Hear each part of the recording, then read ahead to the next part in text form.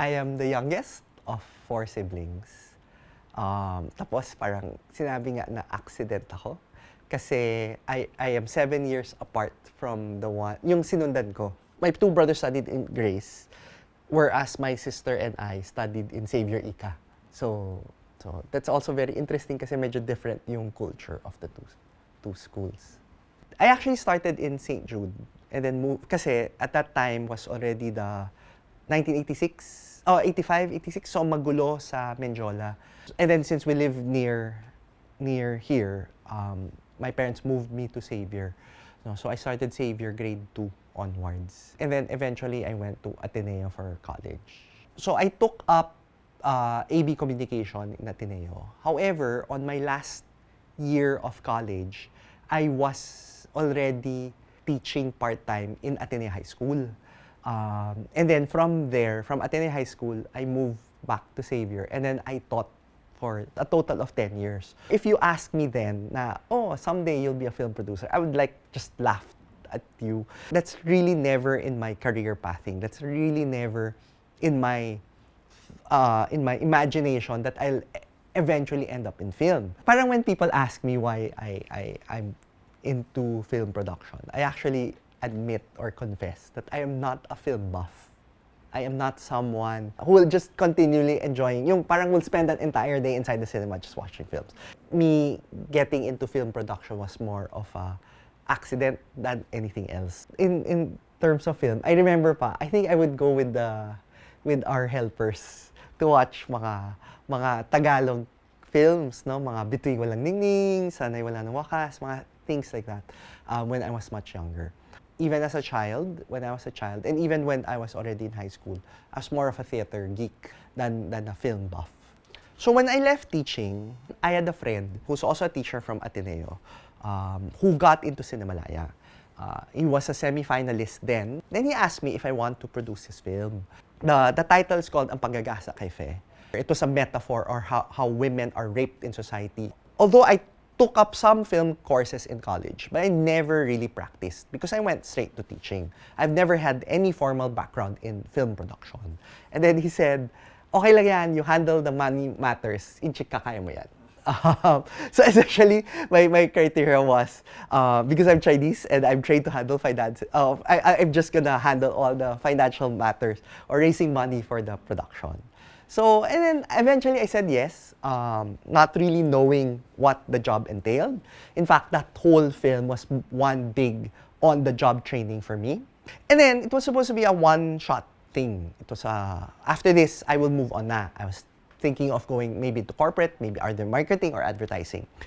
And then, biglang the film became a bit successful. We won some local awards, and then we eventually went to an A-list festival, which is at the Cairo International Film Festival. And then we won there, which we really never thought of that it would be possible na winning in such a big, huge, prestigious event. So from then on, I got already other offers to produce their other independent films, mostly Cinemalaya. So dun nag-start, I guess, my career.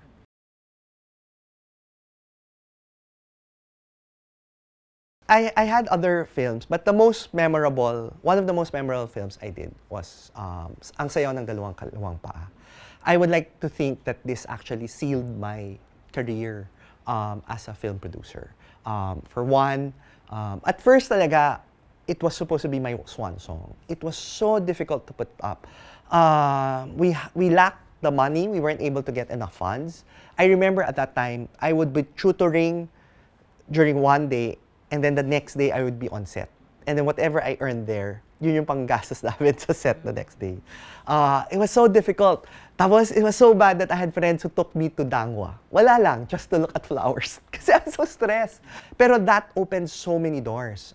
For one, we did not expect we would win the Urian. I know of so many people who work in so many years in the business, but never won the Urian. And for us, kasi the Urian is one of the most prestigious award-giving bodies in the Philippines. And then also, that also opened so many doors for me internationally.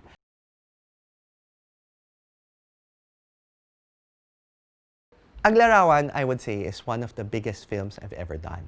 It's a big budgeted film, and I had really big names working on it. I guess parang I never in my wildest dreams thought I could be spending a dinner with Celeste Legaspi and national artist Ryan Cayabyab, you know, working with them on such a project. And parang that it was such a dream come true. And especially since I am more of a theater geek, I saw Larawan on the theater when I was in high school. So parang there's so many things about it that parang it was such a high point in my career. And everything I loved doing were in it. So and then plus sobrang I remember kasi we would only be squatting to rehearse kasi we don't have much budget. So at one time na nawalan kami ng venue, buti na lang it was summer in Xavier. So I was able to borrow one of the venues here. So, and then parang it was just surreal that in one of the venues where when I was in high school, that's where we were holding plays. That's where I had Ryan Cayabyab playing the piano. And then I had Paolo Avellino, Rachel Alejandro, Celeste Legaspi rehearsing the songs for Larawan in my alma mater. In the venue where I was rehearsing and staging plays when I was in high school. So that was such a surreal moment for me.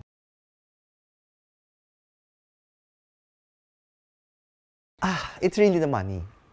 Because there's no money talaga in the indies. And I am conscious and it's a deliberate and a conscious choice to work in independent cinema. Had I, let's say, gone to one of the networks or mainstream, I would have a steady income. I guess it's not just as fulfilling working independent cinema as it is working in mainstream cinema. So it's a deliberate attempt. And it's always the budget.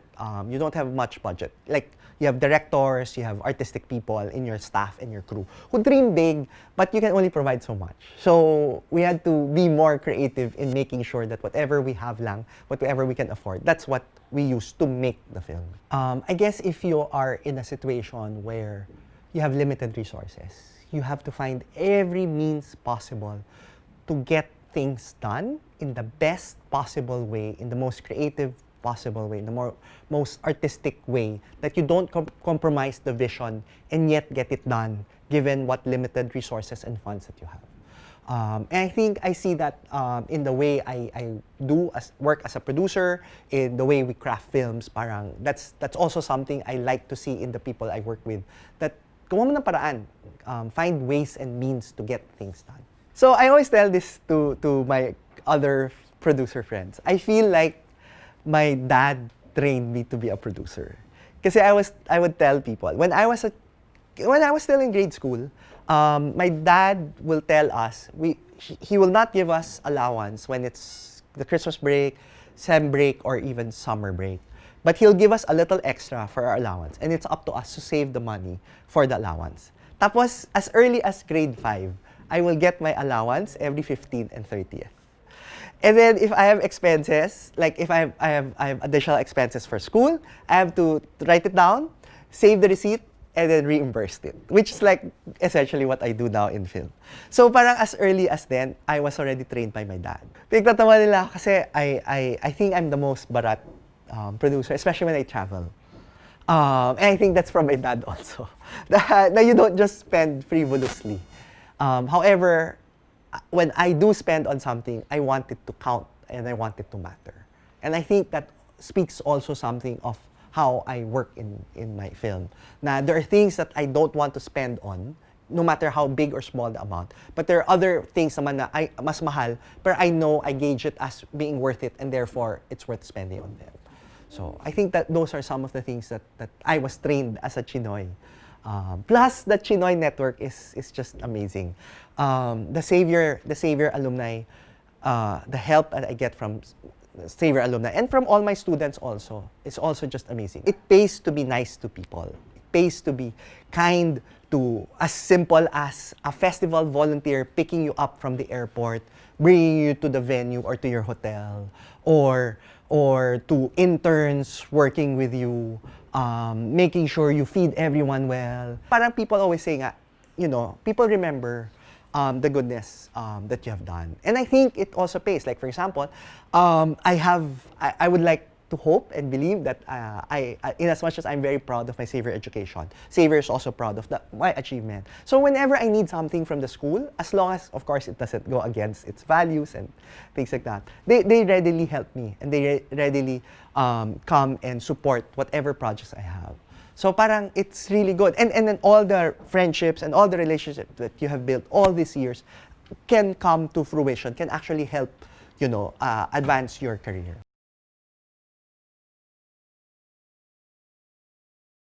So it's so funny that every year, come Christmas time all the way till January, I would be always depressed. I would always question, why am I still doing this? Kasi at the end of the year, I have a zero bank account. In fact, minsan negative, may utang pa ako sa tatay ko because we used it to produce or finish a film or something. And so parang what's the purpose? And yet, every time that I want to throw in the towel already, something comes in. Like for example, there's a time na, at the time that I wanted to quit already because of sayaw. In fact, I got operated pa eh. So many things talaga happened that I really wanted to move on na. And yet, I got an invitation to attend a film producing workshop in Rotterdam, in the Netherlands, which is from one of the most prestigious film festivals in the world. So parang, okay. So parang, baka nga it's not yet time to call it quits. Not everything in the world is all about money.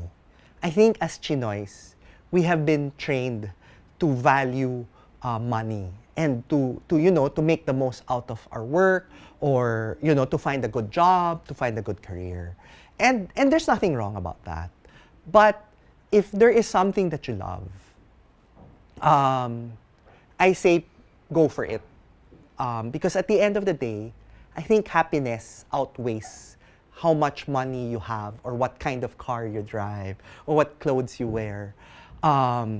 It's still important to feed your soul than to just feed your bank account.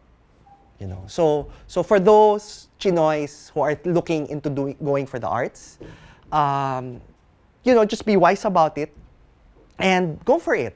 And eventually, I think your parents or your loved ones will come and support you. It's really great to have people come up to you and say how they were moved by the films that you have done. And I think this is one of the biggest things that keeps me doing what I'm doing. I hope by after 10 years, that the films that I have done still matter, that they still speak to the youth today about the world that we live in.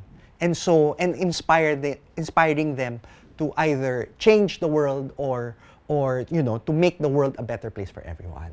At the same time, I would like to think maybe by then I would be mentoring already, mentoring other young producers. And sana there will be more independent producers who work on international projects. Kasi there are very, very few of us now. So, and then hopefully nga, everyone in the industry will elevate their choices, elevate their work to make it more competitive in the international scene. More than loving film per se, I actually love the power of film. I love how film can move people. Move people, maybe emotionally, but more importantly, move people for action. Parang we are at a point in our country, even the world's history, that there's just so many things wrong. And I sometimes see how one film can actually move people to action. And so that is, if there's one thing I love about film, it's that the power of film to change people.